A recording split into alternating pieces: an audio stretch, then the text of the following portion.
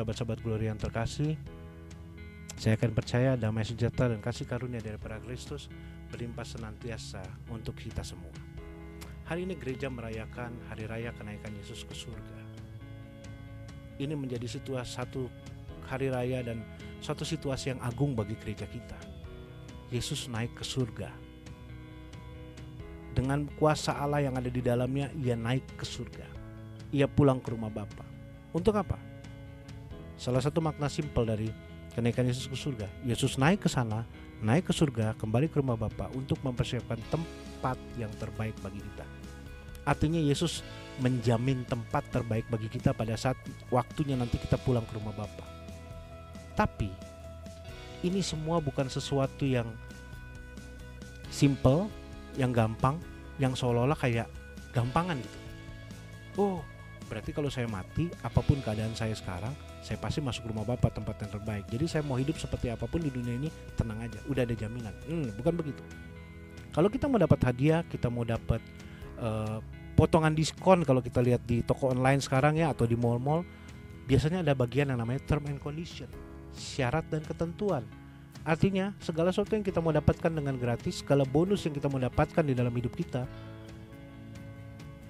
ada syarat dan ketentuan yang harus kita penuhi. Begitu juga dengan kita.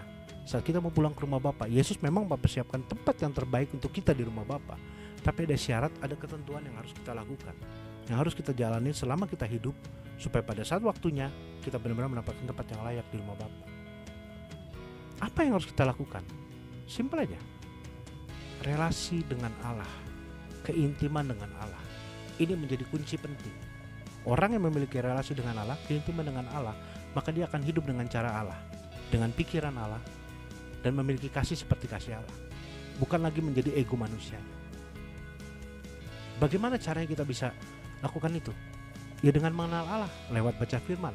Di dalam firman kita bisa melihat bagaimana karya Allah di dalam hidup kita. Apa yang Allah lakukan, kita kenali Allah lewat firman. Lalu juga kita lakukan lewat doa. Karena saat kita berdoa, kita sedang berkomunikasi dengan Allah. Dan salah satu sarana doa yang bisa kita gunakan adalah pujian dan penyembahan. Kenapa begitu? Seringkali kita ada di situasi kita mungkin galau, saking galaunya, saking kalutnya, saking bingungnya, udah gak tahu lagi mau berdoa apa, mau berkata-kata apa lewat doa, dan seringkali membuat kita jadi excuse, Tuhan aku lagi gak bisa doa. Tapi lewat pujian penyembahan, gak ada alasan untuk kita gak bisa doa. Karena di dalam pujian penyembahan kita dibantu dengan sarana lagu-lagu pujian penyembahan yang sudah ada. Kita mungkin gak tahu mau berkata-kata apa lewat doa, tapi kita bisa menyanyikan pujian penyembahan itu sebagai doa kita. Dan lewat pujian penyembahan kita benar-benar mendapatkan rahmat surgawi dalam hidup kita. Bahkan di saat hati kita udah gak bisa ngomong apa-apa sama Tuhan, roh kita kayaknya lemah, kita bisa bercakap-cakap dengan Allah melalui apa? Dengan bahasa roh di dalam pujian penyembahan. Saat roh kita lemah, roh Allah yang bekerja, roh Allah yang membantu hati kita berkomunikasi dengan hati Allah. Saat kita melakukan pujian dan penyembahan, itu yang namanya touching heaven, changing earth. Kita menyentuh surga, kita menyentuh hati Bapa, dan kita merubah dunia. Dunia ini apa? Dunia ini adalah saya.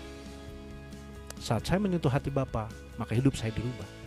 Saat hidup saya dirubah, saya bisa menjadi berkat juga bagi sekitar. Ada orang-orang lain juga yang ikut merasakan kasih Allah yang merubah hati manusia. Dan kalau kita memiliki relasi yang sedemikian intim dengan surga, disitulah jaminan tempat terbaik di rumah Bapa kita terima. So mari kita jadikan pujian penyembahan bukan sekedar nyanyi-nyanyi, bukan sekedar rutinitas, bukan sekedar atribut, apalagi label saya orang karismatik berarti saya pujian penyembahan, bukan. Tapi kita jadikan pujian penyembahan sebagai doa, sebagai sarana relasi intim kita dengan Allah, dengan Kristus. Menjadi sarana komunikasi pribadi kita dengan Allah. Dan kalau kita lakukan ini dalam setiap menit, dalam setiap waktu kehidupan kita, sekali lagi, jaminan tempat terbaik di surga itu menjadi milik kita. Selamat Hari Raya Kenaikan Kristus untuk sahabat-sahabat Gloria dan kita semua. Tuhan Yesus memberkati.